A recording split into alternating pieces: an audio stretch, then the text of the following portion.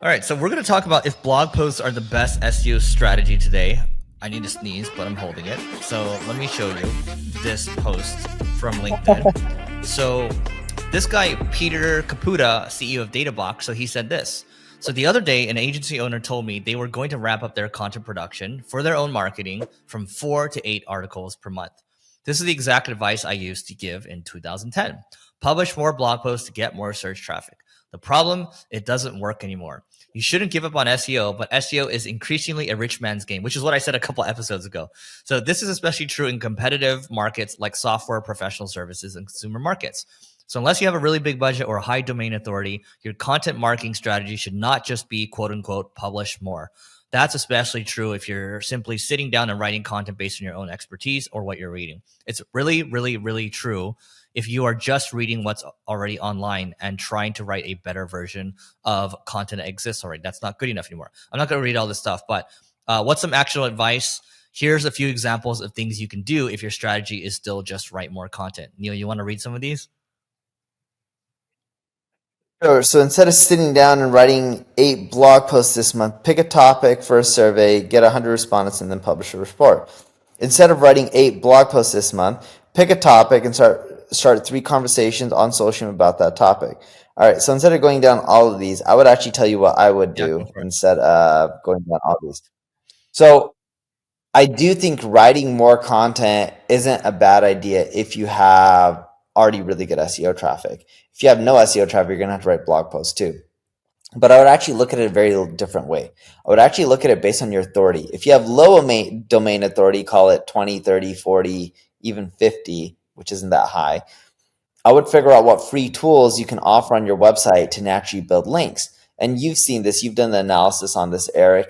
What are my most popular link pages on my site? Suggest? Yep, Ubersuggest. And all my other tools like Answer the Public, Ubersuggest. When you look at how many links free tools get, it blows out of the water any type of content that most people could ever write. So, and it just continually builds links. You're continuing to get that residual effect without much work. With content, you get links early on or later if you're manually building them, but like it slows down for those blog posts. While tools, you just keep getting them and they keep generating more and more traffic over time.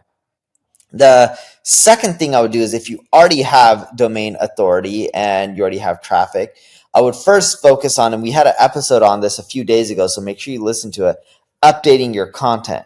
And what we found is when you focus on updating your content, because there's already enough content on most topics on Google, we found that you generate way more traffic just keeping your old content updated and fresh. Because when someone does a search, they don't want to read something that's a year old or 5 years old. They want to read something that's a week old, 2 weeks old.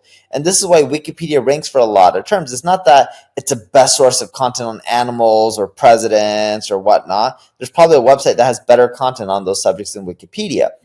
But what Wikipedia does well is they keep their content fresh and up to date. So what we do is we'll go into Google Search Console, look at that page, its traffic, compare it to a year ago and compare it to 3 months ago. And when we do a comparison to either of those, date points, if the traffic has gone down for either of those date points, we update the content and make it fresh. And when I say update it, we look at who's ranking above us. What do they have that we're not including? We look at that subject and poke holes and figure out, all right, what can we do to make that content about that topic more fresh, up to date, better, more valuable to users? Does it need videos? Does it need more images? How's the conversational tone? We look at literally every aspect to try to improve the content.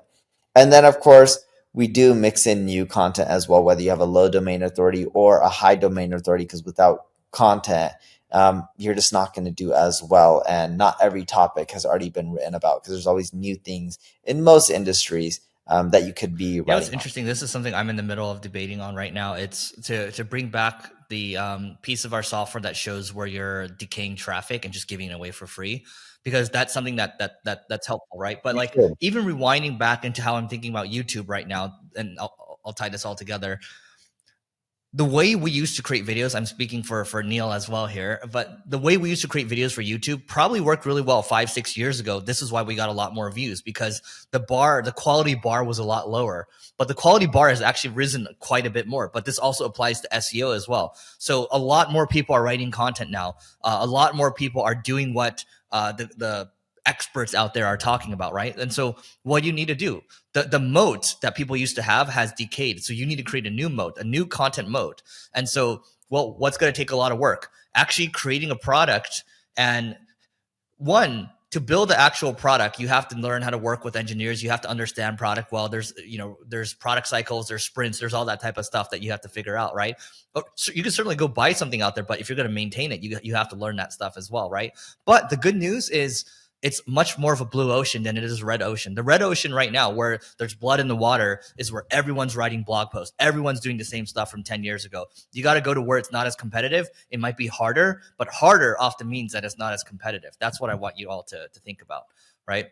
So sure, you can talk about trending news. Yes, absolutely. That works. We do that with marketing school. Yes, you can share data. You can share reports. That's cool, but it's still not as linkable from like an asset standpoint as a free product, right? Like back in the day, by the way, maybe 10 years ago, everyone's talking about infographics. In fact, Neil would spend like $30,000 on an infographic and it would get a ton of links, right? But right now, if he did it, he'd be a dumbass if he did it. So no one cares for the infographics. Like they're cool to look at, but you're not going to get a ton of links like you used to. Dude, do you remember I even did animated infographics that were made up of like where they would move within the infographic? Yeah, we did everything. How many links do you think that those infographics got on average? I don't know. I had a blog post that broke it down, but like some got like 20, 30, 50, some 100, some more. The problem is when you look at the link tools, you'll start seeing like a lot of junk links in there too. But if you actually look at like how many unique good sites link to you, I would say like 20, 30 at least per infographic. I mean, look, I'm looking at neilpatel.com/ubersuggest right now. So referring domains is about close to 21,000 or so. And you can certainly go look at the quality of links. But at the end of the day, it's something that provides utility. We've got links from Google, Adobe, GitHub, Shopify, Wix, Reddit, PayPal, Trustpilot, everything. So anyway, it is what it is. Take it for what it is. Sure, it's going to cost you more money. It's going to cost you more time. But at the end of the day, it's actually going to cost you less. So think of it that way. That is it for today. Please don't forget to rate, review, subscribe, and we will see you.